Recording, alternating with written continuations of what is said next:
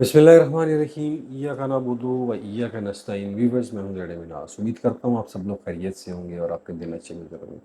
दोस्तों, बात करेंगे चौधरी अब्दुल मजीद साहब की और उनके प्रोजेक्ट्स के ऊपर बात करेंगे, स्पेशली फैसल हिल्स और फैसल टाउन फ़ेज़ 2 के ऊपर। फैसल हिल्स में कोई शक वाली बात नहीं है कि वहाँ पे बहुत बड़ी इन्वेस्टमेंट पार्क हुई है और वहाँ पे लोगों ने बड़ा इंटरेस्ट शो किया है, क्योंकि जीटी रोड के ऊपर ये सबसे बड़ा हाउसिंग प्रोजेक्ट है, इजीली एक्सेसिबल है। स्पेशली जो केपी की बेल्ट है, हरीपुर हज़ारा वगैरह केपी में ही आते हैं। तो इस बेल्ट के लिए वो बड़ा अट्रैक्टिव प्रोजेक्ट है और वहाँ पे जो विलास बन रहे हैं, जो घर बन रहे हैं, तकरीबन 700-800 या इससे ज़्यादा घर जो है वो अंडर कंस्ट्रक्शन है, बन रहे हैं। फिर चौधरी साहब ने वहाँ पे खुद भी तवज्जो मरकूज़ की है। फैसल ज्यूल्स आपके सामने है, उसके ऊपर प्रोग्रेस काफ़ी हो रही है, 7-8 मंजिल से ज़्यादा है, वो भी बन चुका है। तो अब चौधरी साहब पूरी कोशिश कर रहे हैं कि इस प्रोजेक्ट को आबाद करें, इसीलिए चौधरी साहब खुद अपने प्रोजेक्ट की मार्केटिंग करते हुए नज़र आते हैं। और इसका मतलब ये है कि मार्केट में जो रियल्टर्स बरादरी बैठी हुई है या जो इन्वेस्टर्स हैं, वो उस तरह मार्केटिंग नहीं कर रहे जिस तरह चौधरी साहब चाह रहे हैं। इसीलिए चौधरी साहब को खुद आके मार्केट के अंदर चीज़ों को एक्सप्लेन करना पड़ रहा है, चीज़ों को मार्केट करना पड़ रहा है।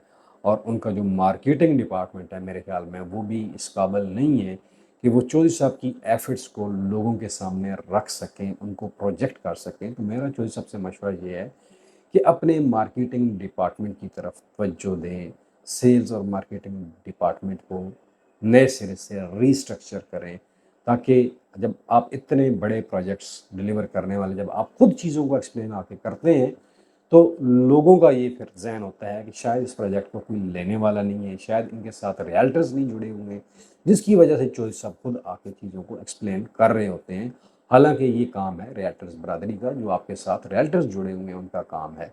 तो ये एक सजेशन थी चौधरी साहब, आप अगर अच्छी लगे तो उसके ऊपर ज़रूर गौर कीजिएगा।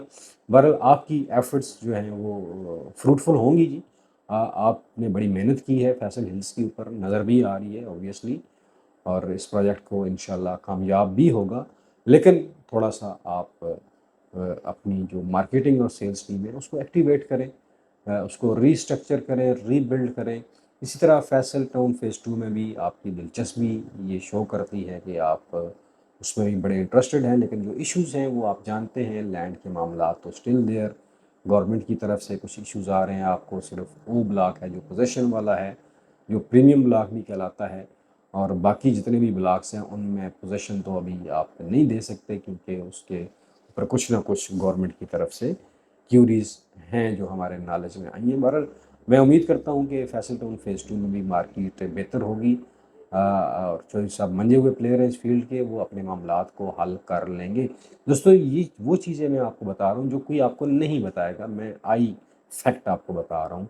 मैंने कोई चीज़ आपको बेचनी नहीं है, कोई सेल नहीं करनी है, कोई परचेज़ नहीं करनी है, लेकिन मुझे लोगों की कॉल्स आती हैं, लोग फैक्चुअल पोजीशन जानना चाहते हैं। फैक्चुअल पोजीशन ये है कि जितने भी ब्लॉक्स हैं उनमें एक्सेप्ट ओ के अलावा बाकी जो भी ब्लॉक्स हैं, मेरे ख्याल में वो ही है जिसमें वो पोजीशन का वादा कर चुके हैं और अर्ली पोजीशन का वादा कर चुके हैं। बाकी किसी ब्लॉक का उन्होंने अभी तक वादा नहीं किया कि कब पोजीशन वो देंगे।